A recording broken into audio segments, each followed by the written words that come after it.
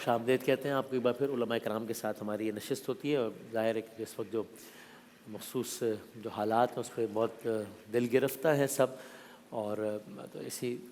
دعا کے ساتھ کہ اللہ تعالیٰ دنیا بھر میں بسنے والے مسلمانوں پر رحم و کرم فرمائے، اور اس وقت جو ایران کے حوالے سے مخصوص صورتحال ہے، مسلمانوں نے ایران کے اللہ تعالیٰ خیر فرمائے، فلسطین کے مسلمانوں کے اللہ تعالیٰ خیر فرمائے،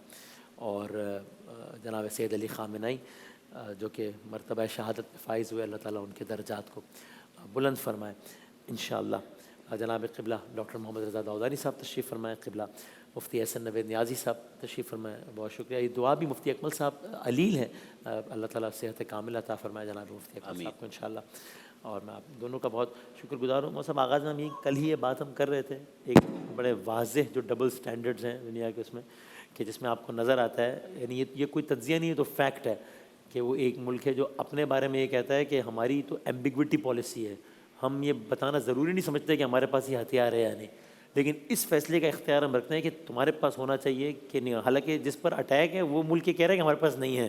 جو کر رہا ہے وہ کہہ رہا ہے میرے پاس ہے نہیں ہے، میں بتانا ضروری نہیں سمجھتا، لیکن مجھے لگتا ہے کہ تمہارے پاس ہے، اس لیے میں تمہیں اور وہ ایک کھلا ایک معاملہ جو ریکارڈ پر وہ کہتے ہیں کہ جب ان سے پوچھا گیا کہ آپ نے لاسٹ ٹائم اٹیک روکا تھا تو کس لاء کے تحت، تو کہا میں نے کسی لاء، کوئی لاء مجھے نہیں روک سکتا، میری اپنی مورالٹی کے تحت میں فیصلہ کر لیتا ہوں میں نے کیا کرنا نہیں۔ یہ تو ان کے اپنے الفاظ ہیں، یہ تو کوئی تجزیہ ہے ہی نہیں اس میں۔ کیا کہیے گا سر؟ بسم اللہ الرحمن الرحیم۔ ظاہر ہے کہ بنیادی طور پر تو میں تعزیت عرض کرنا چاہوں گا عالم اسلام کی خدمت میں، بلکہ عالم انسانیت کی خدمت میں، جہاں جہاں انسانیت کسی بھی حوالے سے موجود ہے، کوئی رمق بھی اگر موجود ہے، تو اسی قرآن مجید کی آیت کے ساتھ کہ بشر الصابرین الذین اذا اصابتہم مصیبہ قالوا انا للہ و انا انا الیہ الیہ راجعون، راجعون، کہ بشارت اور خوشخبری دے دیجئے ان صبر کرنے والوں کو کہ جب ان پر کوئی مصیبت، کوئی زحمت آتی ہے تو ان کا مطمع نظر، ان کا قول، ان کا میلان یہ ہوتا ہے، ان کا اعلان یہ ہوتا ہے کہ انا للہ و انا الیہ راجعون، ہم اللہ ہی کے لیے ہیں اور اللہ ہی کی بارگاہ میں ہمیں پلٹ کر جانا ہے۔ پروردگار عالم نے اسی کو سورہ فجر کے اندر بھی اس انداز سے بھی بیان کیا ہے کہ یا ایتھا النفس المطمئنہ ارجعی الی ربک راضیۃ مرضیہ، اے اطمینان رکھنے والے نفس پلٹ آ اپنے رب کی بارگاہ میں اس عالم میں کہ تو اپنے رب سے راضی، تیرا رب تجھ سے راضی، فادخلی فی عبادی وادخلی جنتی، میرے بندگان خاص ان میں داخل ہو جا، میری جنت تیری مشتاق ہے ان میں داخل ہو جا۔ تو یہ اوورآل اگر آپ ریلیجس کانٹیکس میں دیکھیں تو شہادت ایک ایسی چیز ہے کہ جو اس دنیا سے جانے کا سب سے حسین انداز سے اچھا وے آؤٹ ہے نہیں کوئی، مطلب جہاں پروردگار عالم حیات جاوید کا اعلان کر دے کہ لا تحسبن الذین قتلوا فی سبیل اللہ امواتا، بل گمان بھی نہ کرنا کہ وہ جو اللہ کی راہ میں قتل کر دیے گئے وہ مردہ ہیں، بل احیاء، بلکہ وہ زندہ ہیں، عند ربہم یرزقون، اور وہ اپنے رب کی بارگاہ میں رزق پاتے ہیں۔ تو یہ اپنی جگہ پر شہادت کوئی نئی چیز نہیں ہے، اس دنیا سے تو بہرحال جانا ہے، مگر خدائی رنگ میں رنگتے ہوئے اگر انسان چلا جائے تو صبغۃ اللہ، کہ جس کو خدا نے خدائی رنگ سے تعبیر کیا ہے۔ باقی جو ڈبل سٹینڈرڈز ہیں وہ دنیا کے سامنے ہیں، یعنی کوئی بھی یہاں پر روٹی کو بوٹی نہیں بولتا، کوئی بھی گھاس نہیں کھاتا، سب کو معلوم ہے کہ کیا ڈبل سٹینڈرڈز چل رہے ہیں، کیا معاملات ہیں اور کیا مسائل ہیں۔ مستضعفین جہان دنیا کے بیچارے وہ مظلوم افراد کہ جن کے لیے کوئی آواز بلند کرنے والا نہ ہو، وہاں پر اگر کوئی ایک ایسی آواز نظر بھی آ رہی ہوتی ہے تو اسے استکبار اور جتنے بھی استعمار ہیں وہ چاہتے ہیں کہ کسی نہ کسی طریقے سے خاموش کر دیا جائے، تو اس سلسلے کی ایک کڑی ہے، مگر اس طرح کے کسی بھی اقدام سے کیا واقعاً انسان کی عقل و خرد، اس کے سوچنے سمجھنے کی صلاحیت کو پامال کیا جا سکتا ہے؟ بالآخر وہ ذہن انسانی کے اندر دل میں کہیں نہ کہیں وہ چیز باقی رہتی ہے، افراد بدل جاتے ہیں، لیکن یہ کہ بہرحال وہ اپنی جگہ پر جو روشنی ہے وہ کہیں نہ کہیں باقی رہتی ہے۔ لیطفئوا نور اللہ بافواہہم، یہ چاہتے ہیں کہ اللہ کے نور کو اپنی پھونکوں سے بجھا دیں، واللہ متم نور ہی، اللہ اپنے نور کو بہرحال مکمل کر کے رہے گا، چاہے یہ بات مشرکین کو اور کافرین کو کتنی ناگوار کیوں نہ گزرے۔ آپ میں عصر حاضر پہ اور بسم حالات اللہ الرحمن الرحیم، صلی اللہ علیہ حبیب محمد وعلی آلہ وصحبہ بارک وسلم۔ انسانیت سوز معاملات ہیں، جتنی مذمت کی جائے کم ہے، اور بدقسمتی سے مطلب ہم تو خیر کچھ کر بھی نہیں سکتے۔ کل بھی ہم آپس میں یہ بات کر رہے تھے کہ ہم سوا دعا کے اور سوا مذمت کے اور کچھ ہمارے اختیار میں نہیں ہے، اور مسلم امہ کو اتحاد کی، یونٹی کی جتنی حاجت ضرورت اس وقت ہے کبھی بھی نہیں تھی۔ یعنی اس کا حل صرف یہی ہے کہ مسلم امہ جو ہے وہ آپس میں اتحاد کر کے اور مشترکہ طور پر پالیسی وضع کرے اور مشترکہ طور پر मुकाबला करें तो ही कुछ हो सकता है, ये वरना रीसेंट टाइम में जितनी हस्तियों को शहीद किया, ये सारे इत्तेहाद उम्मत का उन्होंने अमली सबूत दिया। इस्माइल हानिया, याह्या सिनवारी, हसन नसरुल्लाह, जो अली इत्तेहाद खामेनी, उम्मत की सब आवाज़ें सबूत थी, दिया है अमली। सब आवाज़ों को जो एक एक करके जो है वो खामोश सारे थे, अखवत के पैकर थे, अखवत के दाई थे, अमली जो है वो एक एक करके खामोश कराया जा रहा है। तो अभी जो है वो पीछे भी जो है वो हालात नागुफ्ता बे हैं, और मतलब कैफियत सिचुएशन ऐसी है और अपनी कैफियत भी ऐसी है कि कुछ ज़्यादा बात करने को भी दिल नहीं कर रहा कि बंदा जो है वो इस पर क्या बात करे। ऐसे ही और अच्छा ऐसा भी नहीं है कि कोई जो है वो ढकी छुपी बात हो, कोई पर्दा हो, कोई इंकशाफ करना हो, इंकशाफ करना है, हमने कोई बताना है, कोई चश्म कुशा मामला हो, कोई आई ओपनर कि हम बता रहे हैं, ऐसी सबके सामने जाहिर है, जग जाहिर है। बस जो है वो अल्लाह तबारक व तआला आलम इस्लाम के हाल पे रहम फरमाए, मुस्लिम उम्मा को इत्तेहाद इत्तेफाक नसीब फरमाए और कुफ़ार की साजिशें नाकाम फरमाए। और दुआ ही करते हैं, अल्लाहुम्मा इन्ना नजअलुका फ़ी नुहूरिहिम व नऊज़ु बिका मिन शुरूरिहिम, अल्लाहुम्मा शत्तित शमलहुम व फ़र्रिक जमअहुम व ख़र्रिब दियारहुम वक़्ता दाबिरल क़ौमिल काफ़िरीन, या कहार या कहार या कहार। क्या क्या है। ये लोग भी अक्सर चूँकि हालात की वजह से मैसेज भी उसी नौयत के आ रहे हैं, तो लोग ये पूछते भी हैं कि जिस तरह अगर मुफ्ती साहब ने कहा यहाँ बैठे हैं तो आप क्या कर सकते हैं, तो यानी कि दुआ करें, किस अंदाज से दुआ करें। मतलब लोग पूछते हैं झुंझुला के ना कि हम क्या करें, उलमा से पूछ के पता हम क्या करें इस सूरत हाल में। बुनियादी तौर पर जैसे मुफ्ती साहब ने इरशाद फरमाया कि बातें जहाँ तक फ़िक्री एतबार से है तो सबके लिए वाज़ेह है, कोई इसके अंदर एम्बिग्विटी, इबहाम या इजमाल मौजूद नहीं है। और उसके बाद जो दुआ है, तो बहरहाल दुआ तो बहुत बड़ी ताकत है, इसमें कोई शक ही नहीं है कि इंसान कम से कम इतना तो करे कि दिल में गलत को गलत समझे और सही को सही समझे। और फिर उसके बाद जब मुसल्ला इबादत पर आए तो ये माह रमज़ान की सातें हैं,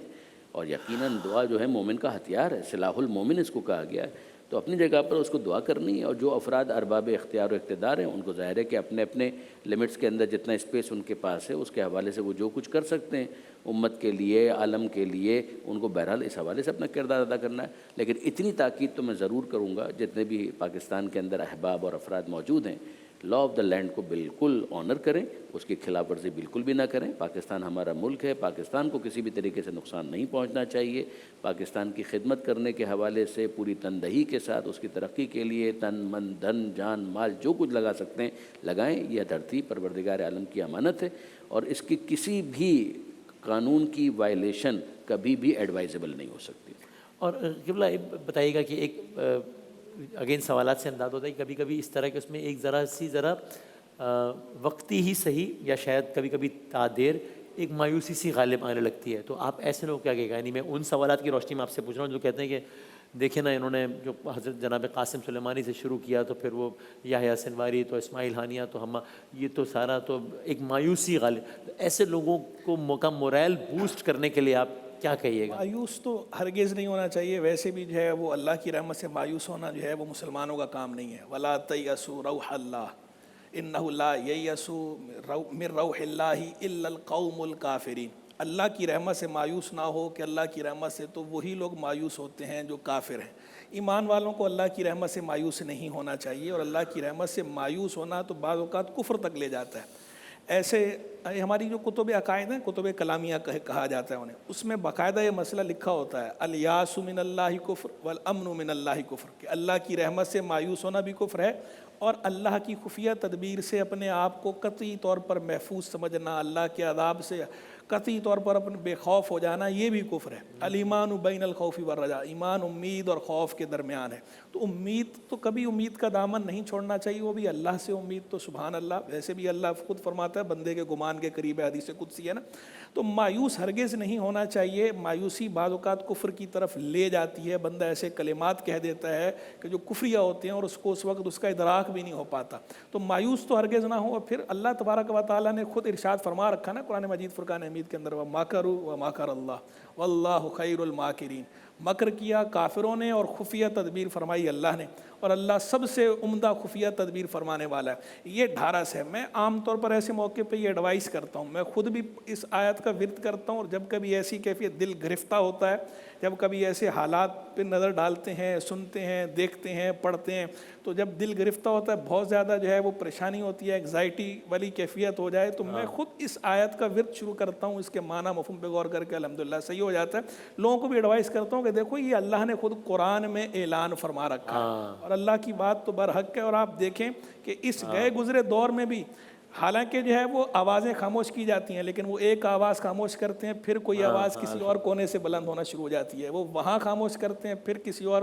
کونے سے بلند ہونا شروع ہو جاتی ہے۔ بہرحال یہ حضور جان عالم صلی اللہ تعالی علیہ وآلہ وسلم کی امت ہے، اور حضور نے اپنی امت کے لیے فرمایا تھا مثل امتی مثل المطر لا یدری اولہ خیر ما آخرہ، میری امت کی مثال بارش کی مثال ہے، نہیں پتہ چلتا کہ اس کا شروع خیر ہے یا اس کا آخر خیر ہے۔ یعنی یہ نبی پاک کی امت ہے، یہ بانج نہیں ہے۔ ہر دور میں اس امت میں ایسے افراد جو حق کی خاطر آواز بلند کریں، جو عزیمت کا اور استقامت کا پیکر ہوں، کو ہر دور میں آتے رہیں گے، ہر دور میں آتے رہیں اور ہر دور میں آتے رہیں گے، تاکہ آخر میں امام مہدی اور پھر سیدنا عیسیٰ علیہ السلام جب تشریف لائیں گے اور نبی پاک علیہ السلام کی امتی ہونے کی حیثیت سے معاملات فیصل فرمائیں گے، تو قیامت قائم ہونے سے پہلے تک بہرحال یہ سارے معاملات چلتے رہنے ہیں۔ اب اگر آپ یہ کہیں کہ بھئی کبھی بھی ہم مغلوب نہ ہوں، ہمیشہ ہم ہی غالب آئیں، تو پھر جو شیطان کو اللہ نے مہلت دی اس مہلت کا کیا ہوگا؟ شیطان تو کہہ دے کہ بھئی اللہ تو نے مجھے کیسی مہلت دی تھی، تو نے مجھے ایک طرف مہلت دی اور مہلت ایسی دی کہ ہمیشہ غلبہ جو ہے وہ ایمان والوں کا ہی ہونا ہے، مجھے غلبے کا موقع ہی نہیں ملا، تو یہ میری مہلت تو کسی کام کی نہیں۔ تو چونکہ دنیا ہے، خیر اور شر کا نظام پیرالل چلنا ہے، متوازی چلنا ہے، یہ امتحان گاہ ہے، اور امتحان گاہ تبھی رہے گی کہ ظاہری طور پر کبھی وہ غالب آئیں گے، کبھی ہم غالب آئیں گے، کبھی غلبہ جو ہے وہ ظاہری غلبہ جو ہے وہ اہل ایمان کے پاس ہے، کبھی ظاہری غلبہ جو ہے وہ اہل کفر کے پاس ہے۔ باقی جو دلیل کا غلبہ ہے، جو اصلی حجت ہے، وہ حجت اللہ البالغہ ہے، وہ تو بہرحال ایمان والوں کے ساتھ ہی ہے، وہ کفر کے ساتھ نہیں ہے، تو مایوس بالکل نہیں ہونا چاہیے۔ بالکل جزاک اللہ۔ یہ ایک فقہی مسئلہ بھی جو کہ بلکہ شاید فقہی مسئلوں کی جڑ جس کو ہم کہہ لیں، چونکہ جب بھی کوئی فقہی مسئلہ پوچھتے ہیں، ظاہر ہے فقہ جعفریہ میں جو ایک تقلید کا کانسیپٹ ہے، تو آپ اس اعتبار سے عمومی مسئلہ بتا رہے ہوتے ہیں۔ تو اب یہ جناب سید علی خامنہئی جو کہ مرتبہ شہادت پہ فائز ہوئے، وہ صرف ایران کے روحانی پیشوا عالم اسلام کی ایک لیڈر، اتحاد کا پیغام دان وہ تو تھے ہی، وہ مرجع تقلید بھی تھے کہ جن کی فقہ جعفریہ میں مخصوص لوگ، یعنی ایک طبقہ بڑا، ان کی تقلید بھی کرتا تھا۔ فقہی حوالے سے اب کیا ہے کہ جو لوگ ان کی تقلید کرتے تھے اور اب چونکہ وہ اس دنیا میں نہیں رہیں، تو وہ اب کس مجتہد کی طرف رجوع کریں، یا وہ اپنے روزمرہ کے مسائل کے لیے کیا ہوگا ان یہ معاملہ؟ ظاہر ہے کہ جو بھی فقہی معاملات ہوتے ہیں اس میں ہمارے یہاں جو ہائیسٹ اتھارٹی ہوتی ہے غیبت امام زمانہ کے اندر، اس کو مرجع تقلید کہا جاتا ہے۔ یہ مرجع تقلید مجتہدین میں سے ہی کوئی ہوتے ہیں کہ جو فرسٹ ایئر کے افراد ہوتے ہیں، جو ٹاپ آف دا لسٹ ہوتے ہیں، ان کی تقلید کی جاتی ہے، تاکہ انسان اپنے اعمال کو اس طرح سے انجام دے سکے کہ جس کے بارے میں اس کو اطمینان ہو کہ جو مرضی خدا تھی اور اس کے مطابق جو انٹرپریٹیشن بیسٹ پاسبل اویلیبل تھا وہ کر لیا گیا تھا، اور میں اس کے مطابق اپنی زندگی گزار رہا تھا۔ صحیح ہے۔ تو ظاہر ہے کہ آیت اللہ خامنہئی جو تھے وہ مرجع تقلید بھی تھے، بالکل آپ نے درست فرمایا۔ مرجع تقلید ہمارے یہاں ایک سے زائد ہو سکتے ہیں، آیت اللہ سیستانی کی بھی تقلید ہوتی ہے، آیت اللہ خامنہئی کی بھی تقلید ہوتی ہے، آیت اللہ شبیر زنجانی کی بھی تقلید ہوتی ہے، آیت اللہ وحید خراسانی کی بھی تقلید ہوتی ہے۔ ہاں یہ درست ہے کہ زیادہ تر ہمارے یہاں جو اس وقت ٹاپ ٹیئر کے اندر جو دو افراد کی تقلید ہو رہی تھی، اس میں آیت اللہ سیستانی اور آیت اللہ خامنہئی کی تقلید ہو رہی تھی۔ اب آیت اللہ خامنہئی کے انتقال کے بعد جو ان کے مقلدین ہیں، ظاہر ہے کہ ان کو نئے مرجع کی طرف تو جانا ہے، اور جو نئے مرجع کی تقلید وہ کر رہے ہوں گے وہ عام طور پر اسی طریقے سے کر رہے ہوتے ہیں کہ چونکہ بہت سی جگہوں پر ہمارے یہاں فتوے کی جگہ ایک احتیاط کا کانسیپٹ ہوتا ہے کہ احتیاط واجب لگا دی گئی، تو وہ اس کے اندر نمبر 2 کی طرف رجوع کرتے ہیں کہ یعنی جو ان کی تشخیص کے مطابق عالم نہ ہو فل عالم ہو، اصطلاح کے اندر اس کو کہتے ہیں کہ دا سیکنڈ موسٹ لرنڈ، تو وہ اس کی طرف رجوع کرتے ہیں۔ تو جب وہ احتیاط واجب کے اندر رجوع کر رہے ہوتے ہیں تو ان کے لیے تقریباً یہ معین ہوتا ہے کہ جن کی طرف وہ احتیاط واجب میں رجوع کر رہے تھے وہی ان کے نیکسٹ مرجع ہوں گے۔ تو جتنے بھی افراد ان کی تقلید میں، وہ عام طور پر اس حوالے سے بالکل کلیئرٹی رکھتے ہیں کہ ان کو کن کی تقلید کرنی ہے اور کن کو اب دا موسٹ لرنڈ کے عنوان سے قبول کرنا ہے۔ یہ عام طور پر کوئی اتنا بڑا ایشو ہمارے یہاں یوں نہیں بنتا کہ آلریڈی اس کی ایک پریکٹس بنی ہوئی ہو، کیونکہ ظاہر لوگ فالو کرتے ہیں، اور دنیا سے جانا تو ایک نظام ہے، تو نظام ہے، اور اس کے حوالے سے ذہنی طور پر آمادگی بھی ہوتی ہے، تیاری بھی ہوتی ہے۔ سرٹن ایج کے بعد یعنی اس وقت بھی اگر آپ دیکھیں تو شہر قم کے اندر میرا اندازہ یہ ہے کہ شاید 300 کے قریب ایسے افراد ہوں گے جو مجتہد ہیں، اچھا، اور جو ٹاپ ٹیئر ہے اس کے اندر بہت افراد ہیں۔ اور اسی طریقے سے نجف کے اندر، کیونکہ نجف صدام کے فال کے بعد ایک مرتبہ پھر بہار وہاں پر آنا شروع ہوئی، ورنہ بہرحال حوزہ تو ہمارا نجف کا 1000 سال پرانا ہے، لیکن یہ ہے کہ نجف کے اندر چونکہ یہ بیچ میں درمیان میں پرابلم آ گئی تھی، لیکن اس کے بعد بھی اگر آپ دیکھیں تو اس وقت بھی آیت اللہ حافظ بشیر جن کا تعلق پنجاب سے ہیں وہ بھی مراجع کے اندر شامل ہیں، آیت اللہ اسحاق فیاض بہت پرانے ہیں، غالباً افغانستان سے ان کا تعلق ہے، وہ بھی وہاں پر موجود ہیں۔ اسی طریقے سے آیت اللہ سعید حکیم کا تو انتقال ہو گیا، آیت اللہ باقر اروانی جو بہت ہی نمایاں ہوتی جاتی ہے شخصیت ان کی، وہ موجود ہیں۔ اسی طرح سے آپ قم میں دیکھیں بہت افراد موجود ہیں، اتنا بڑا مسئلہ نہیں ہے۔ بہت بہت نوازش، بہت شکریہ آپ کچھ کہنا چاہ رہے ہیں آخر میں؟ بس وہ ایک آیت سورہ یوسف کی میں نے پڑھی تو مجھے اس میں تھوڑا ڈاؤٹ ہو رہا ہے کہ شاید جو ہے وہ ایک حرف کا، تو میں نے کہا احتیاطاً میں دوبارہ پڑھ ضرور دیتا ہوں۔ ضرور۔ اللہ تبارک و تعالیٰ نے بیان فرمایا سورہ یوسف کی جو آیت ہے وَلَا تَيْأَسُوا مِن رَوْحِ اللَّهِ إِنَّهُ لَا يَيْأَسُ مِن رَوْحِ اللَّهِ إِلَّا الْقَوْمُ الْكَافِرُونَ۔ یہ سیدنا یعقوب علیہ نبی علیہ السلام نے اپنے بیٹوں کو وصیت فرمائی تھی کہ اللہ کی رحمت سے ہرگز مایوس نہ ہونا، اللہ کی رحمت سے مایوس نہیں ہوتے مگر کافر لوگ، یعنی جو ایمان والا ہے وہ اللہ کی رحمت سے مایوس ہونا اس کا کام نہیں ہے، ایمان والے کا کام اللہ کی رحمت پہ بھروسہ کرنا۔ کیا کہنا ہے، جزاک اللہ، بہت نوازے، بہت شکریہ۔ اسی دعا کے ساتھ، دعا کروانا علماء کرام کا منصب ہے، اس خواہش کے اظہار کے ساتھ کہ اللہ تعالیٰ